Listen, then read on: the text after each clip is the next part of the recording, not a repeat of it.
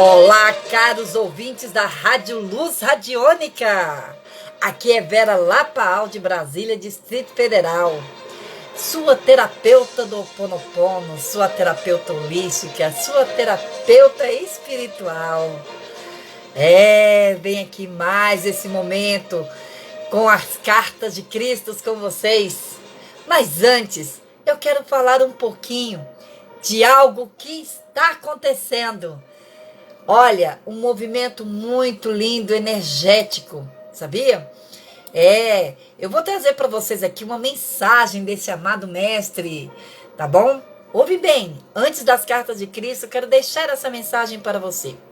Principalmente que hoje é sexta-feira, para você refletir.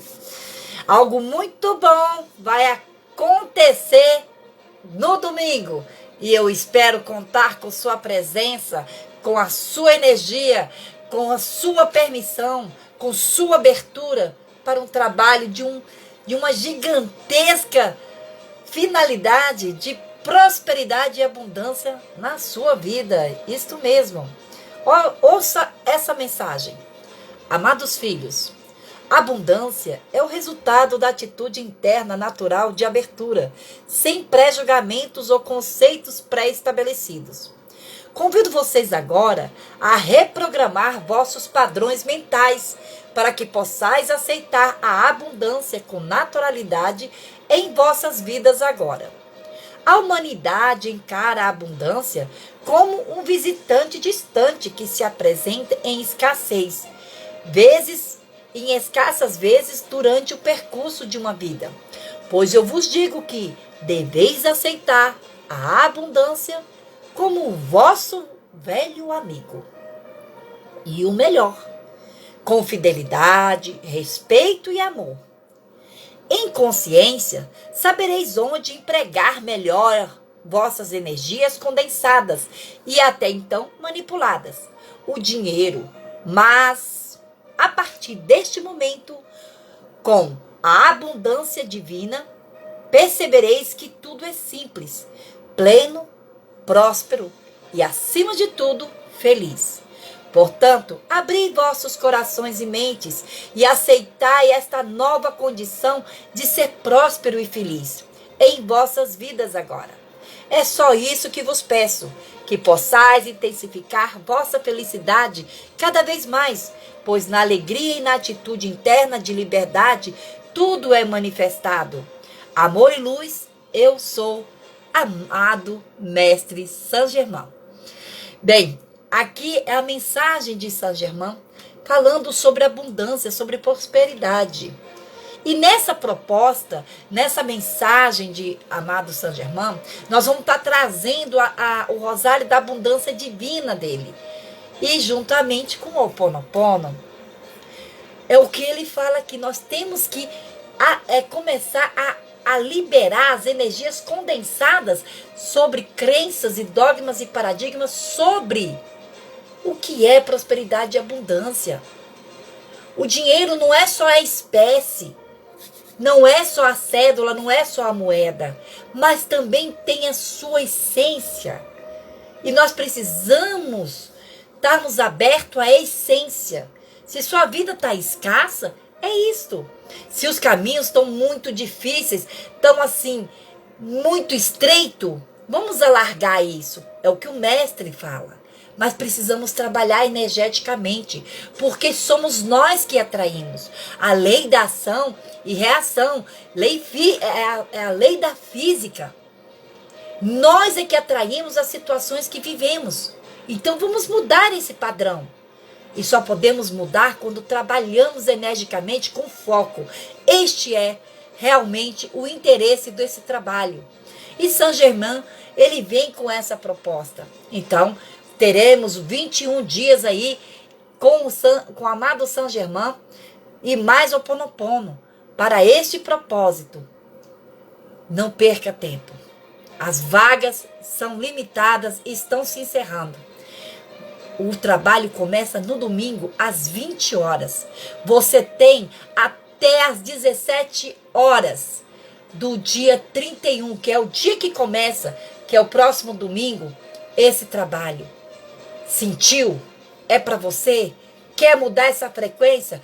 Quer fazer algo diferente? Nós estamos só começando o ano. Então vem nessa, é um ciclo de 21 dias. Venha mesmo. E quando você me procurar lá no WhatsApp, que o número é 61 982 83 3440. Repetindo, 61 982 83 3440. Diga, eu ouvi na Rádio Luz Radiônica sobre o trabalho com o amado Mestre Saint Germain. Quais são as informações? Vocês vão ver que é muito fácil participar. É simples. É coisa descomplicada. Nós não estamos aqui no momento de complicar nada, mas sim de somar, de acrescentar na sua vida, caro ouvinte da Rádio Luz Radiônica. Vamos lá então para a nossa leitura das cartas de Cristo?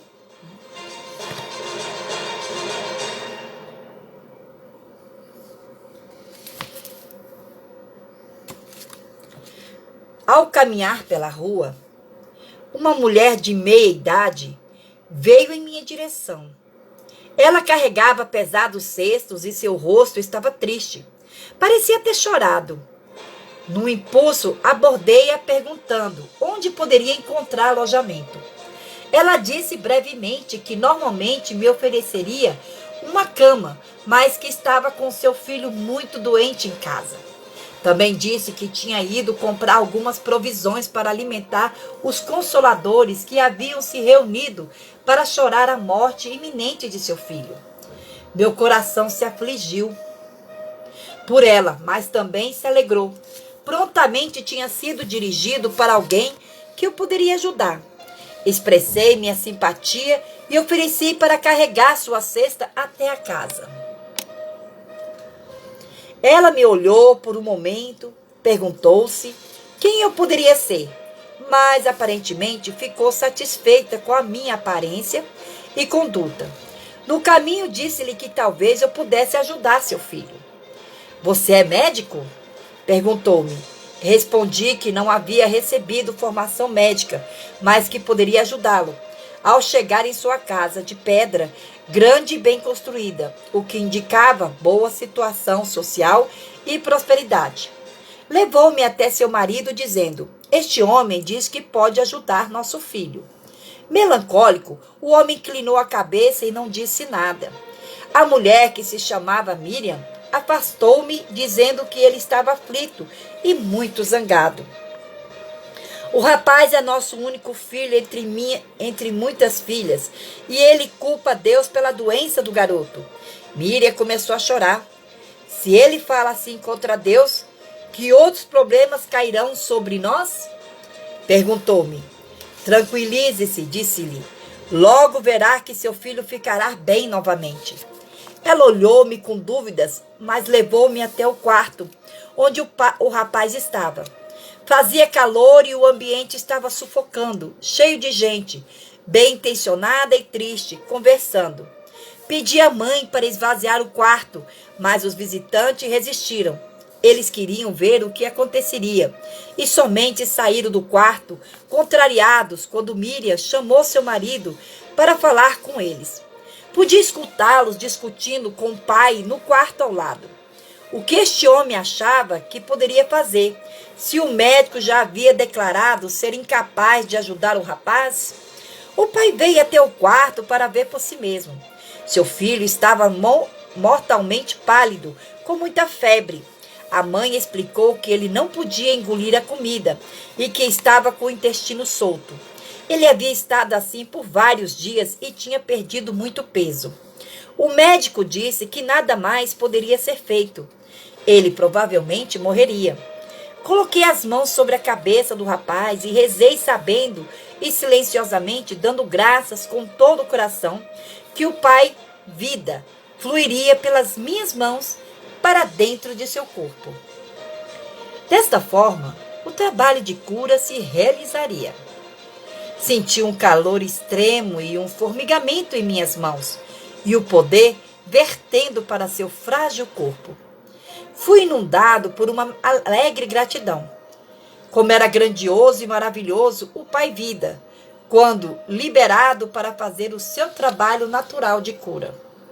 Sua mãe e seu pai, olhando ansiosos para ver o que aconteceria a seguir, seguravam a mão um do outro e observavam com muita atenção.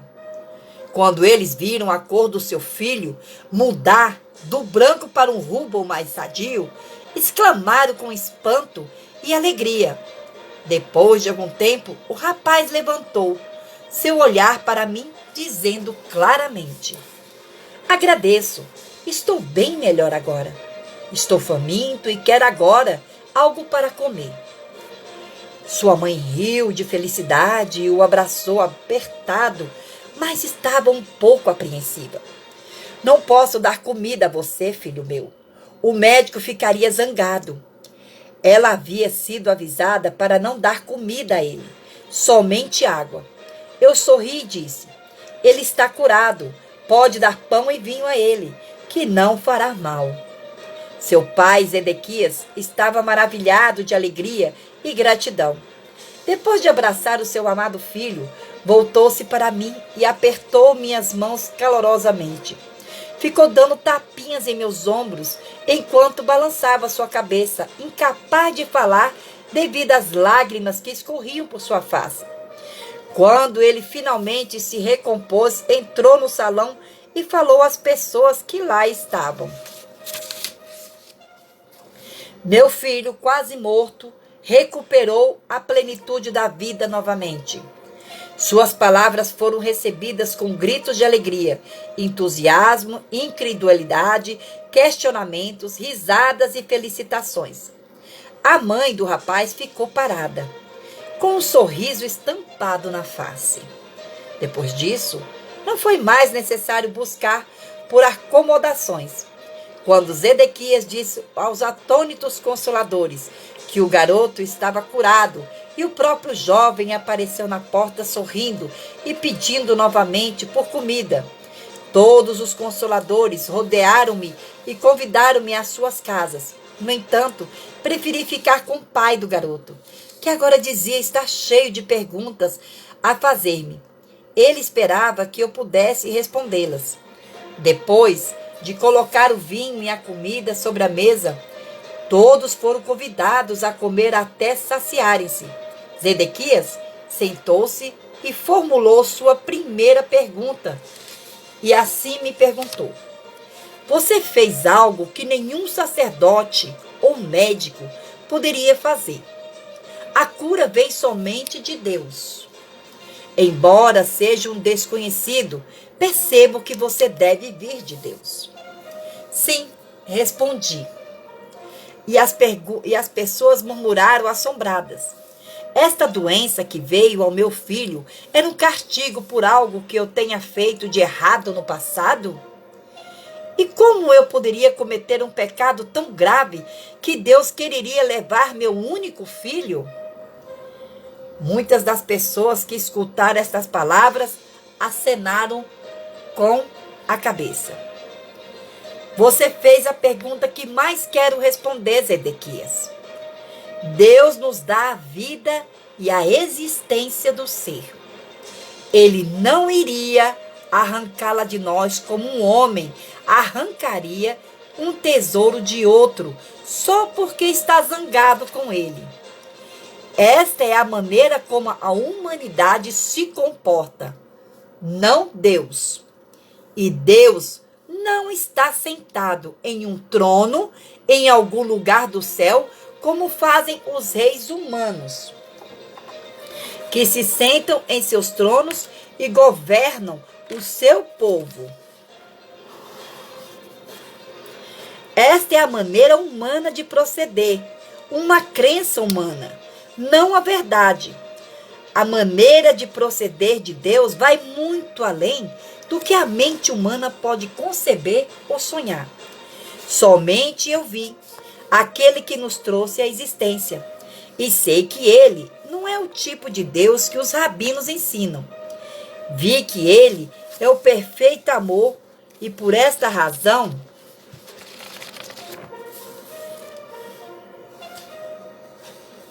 Ele não é o tipo de Deus que os rabinos ensinam. Vi que ele é o perfeito amor, e por esta razão eu prefiro falar do Pai, pois eu vi que ele trabalha dentro de cada ser vivo, mantendo-o num bom estado de saúde, assim como um pai humano trabalha para manter seus filhos bem alimentados, vestidos e protegidos dentro do abrigo de um lar. Eu vi dentro de todas as coisas do mundo. Como pode ser isso?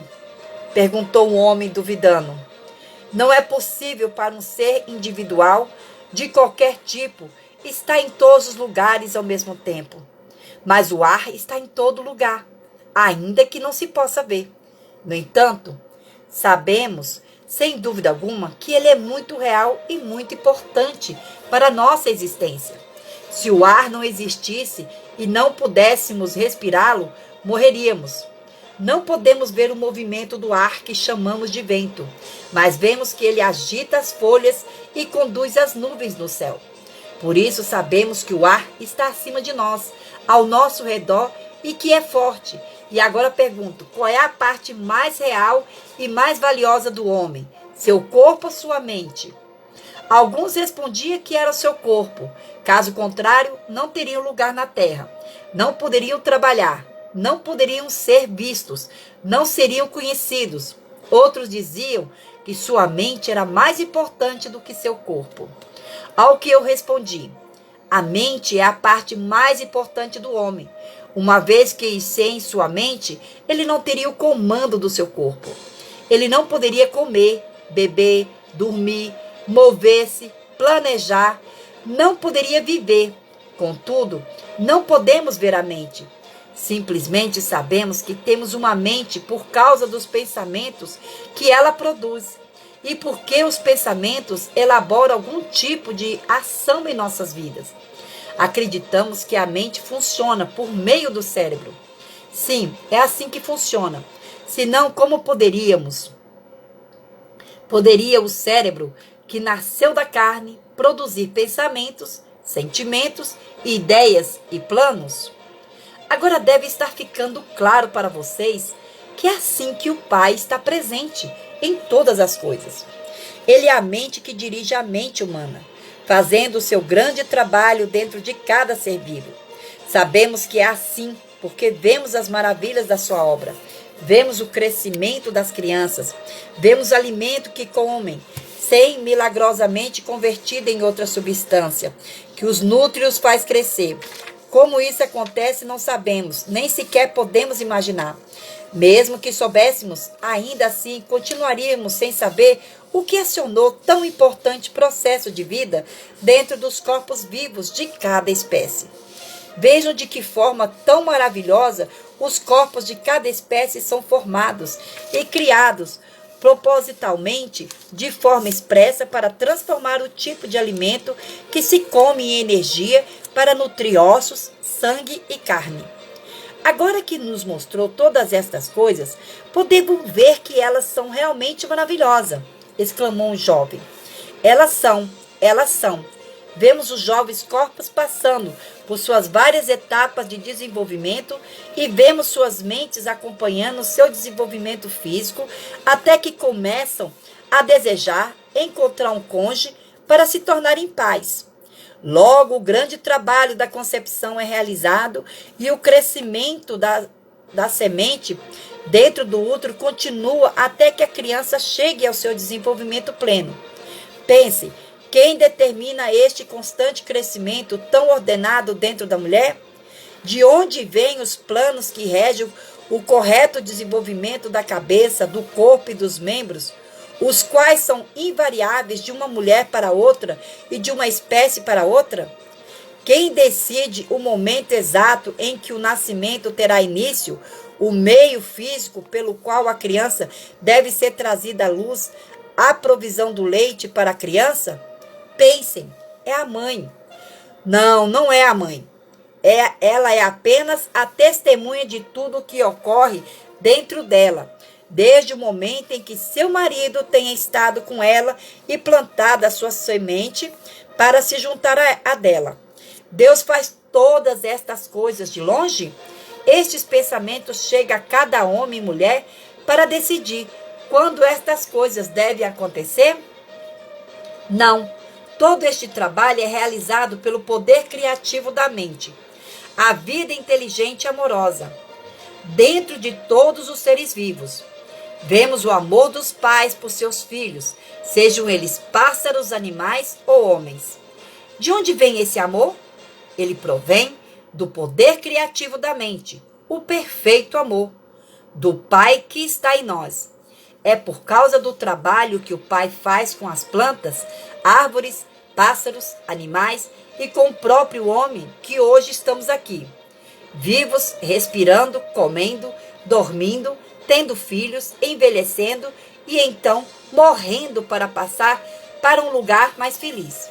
Tudo isso é a obra do Pai, que está ativa dentro de nós. Como podem negar a verdade de tudo o que disse a vocês nesta noite? Hoje viram um jovem agonizante que foi trazido de volta à plenitude da vida em pouco tempo. Fui eu quem o curou? Não. Por mim mesmo não posso fazer nada. Foi a vida, que é o Pai ativo dentro de todas as coisas, que veio com toda a força para reparar um corpo doente e trazê-lo novamente de volta à plena saúde. Porque acreditei que assim seria e não duvidei. Houve suspiros de satisfação na sala. Nova luz, novo interesse, inclusive podia ver-se uma nova doçura em seus rostos. Por que então o homem sofre tão dolorosamente? Perguntou Miriam.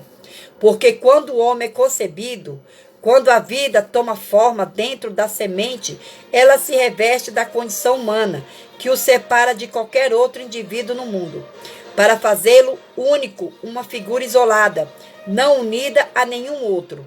Solitário, privado, sua própria pessoa. Ele torna-se sujeito a e é controlado por dois impulsos poderosamente fortes em sua natureza terrena.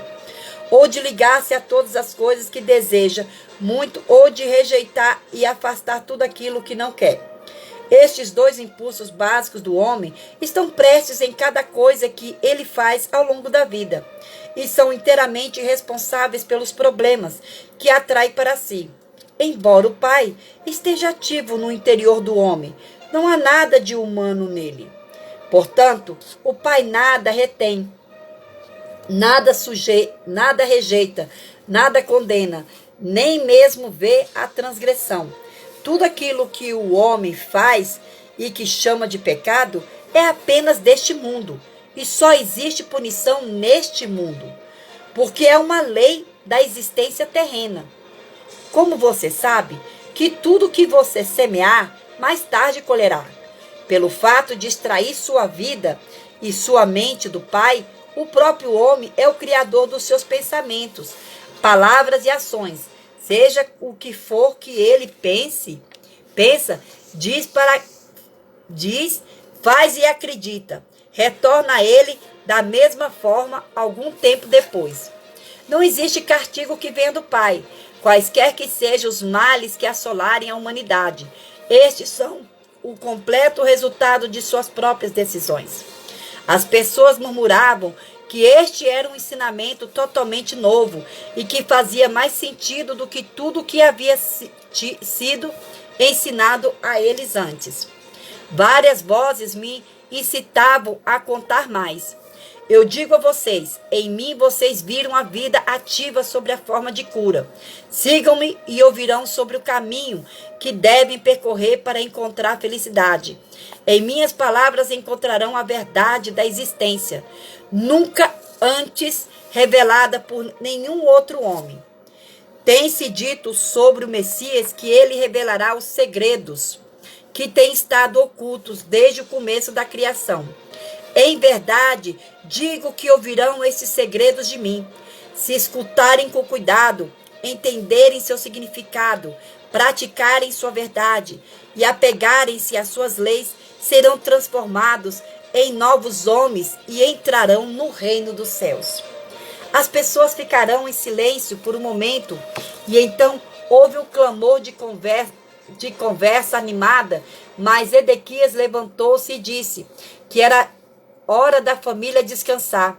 Seu filho precisava dormir e sua esposa e filhas também. Estava exausta de tanto chorar.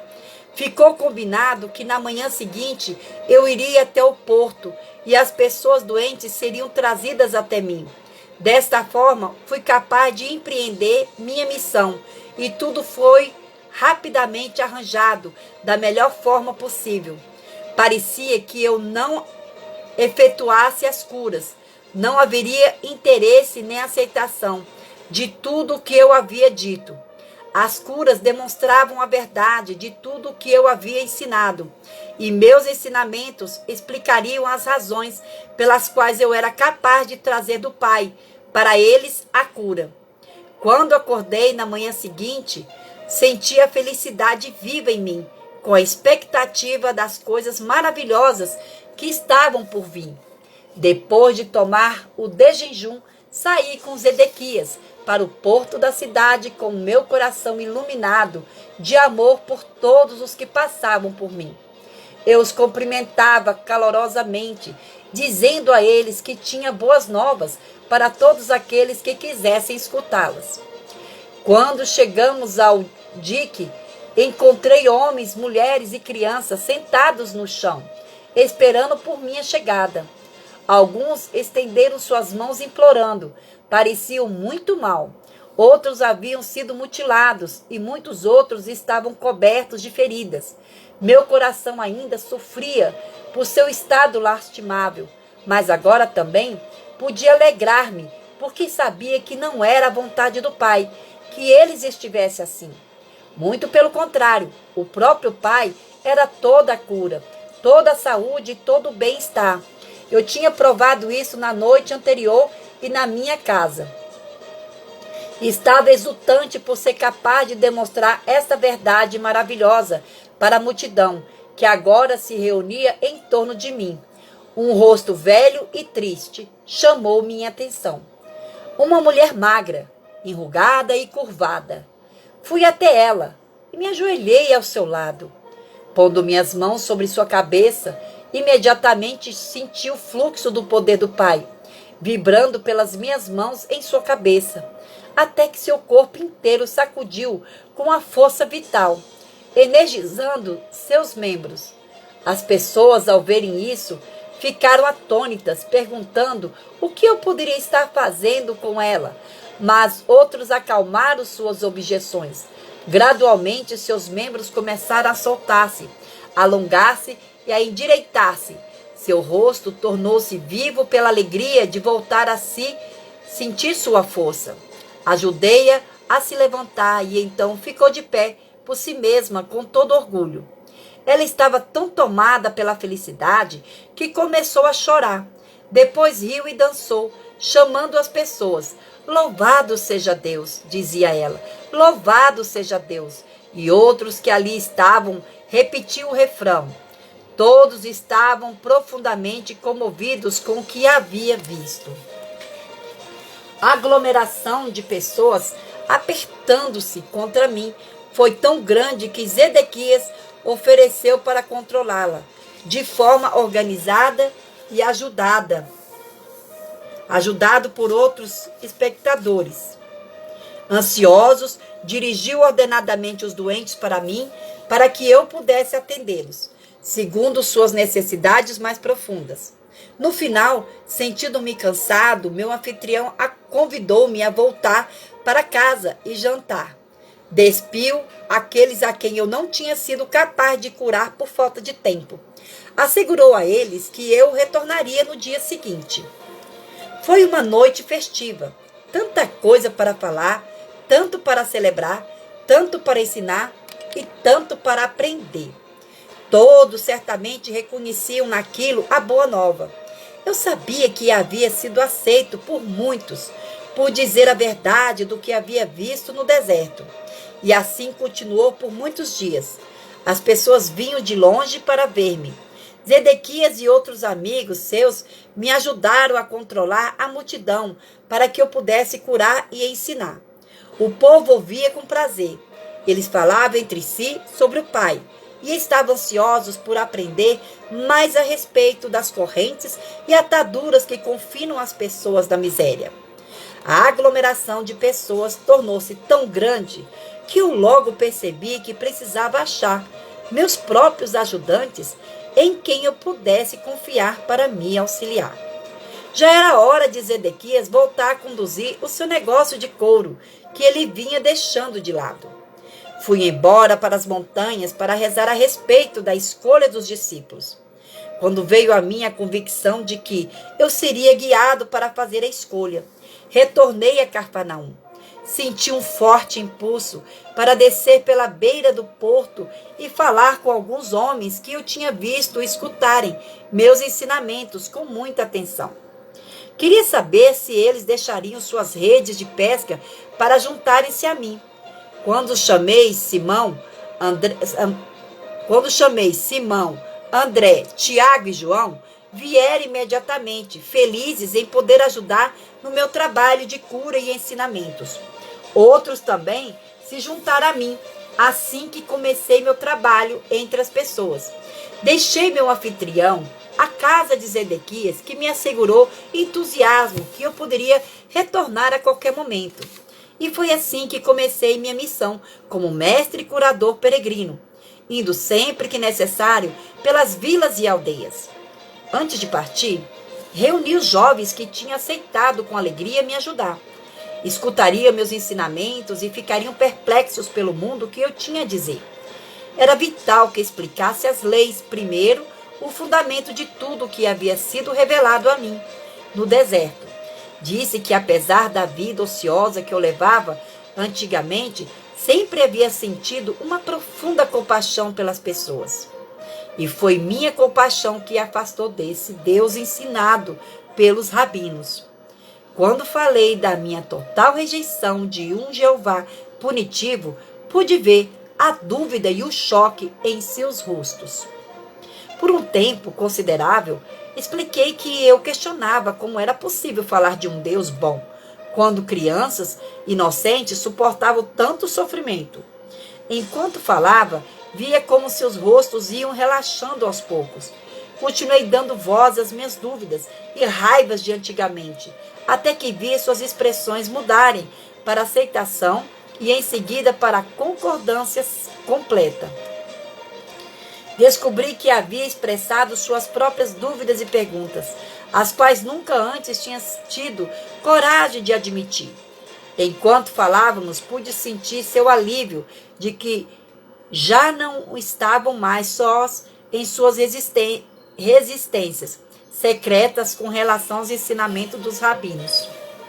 Disse que chegou o momento em que comecei a perceber mais claramente que estava desperdiçando a minha vida. Queria mudar e senti fortemente que deveria ir até João Batista, como ponto de partida para começar uma nova forma de vida. Descrevi o que aconteceu durante o batismo e minhas 6 semanas no deserto. Expliquei que todos os meus pensamentos, crenças, atitudes, arrogância e rebeldia prévia foram paulatinamente limpos de minha consciência, enquanto passava pelas profundas revelações e visões que me mostraram a realidade que agora chamava de Pai. Expliquei a natureza do Pai e que esta natureza divina era constituída também da vontade divina. Disse que era o próprio homem que em seu íntimo se afastava do Pai por seu pensamento errôneo e comportamento equivocado e que somente o homem, primeiro pelo arrependimento e logo depois pela limpeza mental, emocional, poderia encontrar seu próprio caminho de volta ao pleno contato com o Pai. Quando isso se cumprisse, a plena natureza do Pai seria liberada dentro da mente, coração, corpo, alma, no ambiente e nas experiências da pessoa. Quando isso se produzisse, tal pessoa entraria no reino dos céus, governado pelo Pai, e o reino dos céus se estabeleceria ele mesmo na consciência da pessoa. Ela atingiria então o propósito de sua existência. Enquanto conversava com meus discípulos, via suas reações refletidas em seus rostos. Toda dúvida havia desaparecido. Havia agora um resplandecer de luz, de compreensão e alegria. Esses jovens tornaram-se fiéis, entusiastas e exclamaram: estas sim são boas novas. Entretanto, após a aceitação de tudo o que eu dissera, houve momentos em que se perguntavam se seria verdade tudo aquilo que eu havia dito. Entendi aquilo, dispôs-se a desfazer-se da imagem de Jeová, tão profundamente gravada em suas mentes. Requeria uma grande dose de coragem. Havia momentos em que falavam entre si e questionavam quem era este homem que pretendia tais maravilhas. E se viesse comigo e afinal eu fosse realmente um mensageiro de Satanás, eles seriam severamente castigados por Jeová. Eles tinham muito a perder. Sua posição na sociedade como jovens, homens sóbrios e trabalhadores, sua reputação como comerciantes e artesãos, a perda de suas rendas e o maior obstáculo de todos, a provável ira e rejeição de suas famílias. O que eles receberiam em troca? Bem, ficaremos aqui e na próxima leitura, nós estaremos aqui junto, continuando na quarta-feira. Nós estaremos juntos na próxima quarta-feira da semana que vem. Eu agradeço, querido ouvinte, de você estar aqui, ouvindo junto comigo, fazendo essa leitura ao ouvir e eu a ler para vocês esta mensagem do Cristo, o que realmente aconteceu com ele no período em que ele esteve sobre a terra. Não duvide, essa aqui é a pura verdade. Conhecereis a verdade e a verdade vos libertará. Eu sou o caminho, a verdade e a vida. Assim disse Cristo quando esteve nessa terra. E ele é o caminho, a verdade e a vida. Paz e bem para todos vocês, pois a paz começa comigo, a paz começa contigo e juntos somos muito mais. Aloha! Um lindo e feliz domingo para todos!